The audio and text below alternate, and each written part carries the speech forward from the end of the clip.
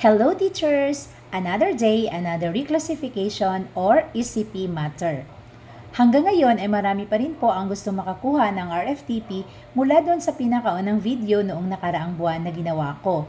Yung customized po na RFTP na nakalagay po ang school year.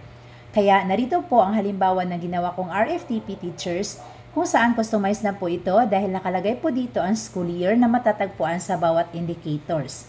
Ito po yung mga school year. From 1 to 37 indicators. At sa gilid po nito, dito po teachers, ay nilagay ko po o nagmark pa ako dito ng note kung ito ba ay COI or NCOI. Para po pagbilang mamaya o pagkatapos niyo pong gawin ang mga ito, pagbilang niyo po, malalaman niyo po kung ilan ang bilang ng inyong COI at NCOI. Take note teachers ha, gagamitin lamang po niyo ito for checking purposes lamang. Na sa ganon ay mapadali ang inyong pag-evaluate sa inyong sariling performance.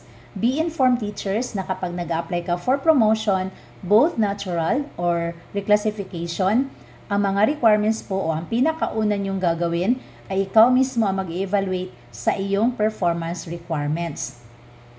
Kung ilan ba ang bilang ng iyong COI or NCOI at kung pasok ba ang mga ito sa ina-applyan mong posisyon. Para po pag-submit ninyo sa HRM-PSB ay i-double check na lamang nila ang mga ito at kung mayroon mang discrepancy ay madaling ma-address o mabigyan ng linaw dahil alam mo kung ikaw ay qualified. Madali lamang po itong gamitin teachers. Ito po ay para sa mga mag-a-apply mula Teacher 2 hanggang Master Teacher 1 na RFTP. At ang pinakauna niyong gagawin ay i-check lamang ninyo ang COI at NCOI na table. Dito po kung ito ba ay O or outstanding or VS. Dito po nyo ilalagay. So gamit ang inyong part 1 na IPCRF for 3 years, hahanapin ninyo ang bawat indicator sa bawat taon na yan at iti-check lamang ang corresponding column dito sa RFTP natin. Muli teachers, ang RFTP po na ito ay for checking and evaluating purposes only. Kumbaga, parang draft nyo lamang po ito teachers. Dahil po ang gagawa ng RFTP or ang finalization ng RFTP ay HR mismo ang gagawa.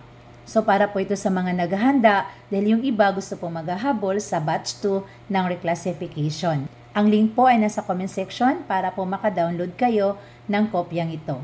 For more videos, please follow, like, and share. God bless teachers!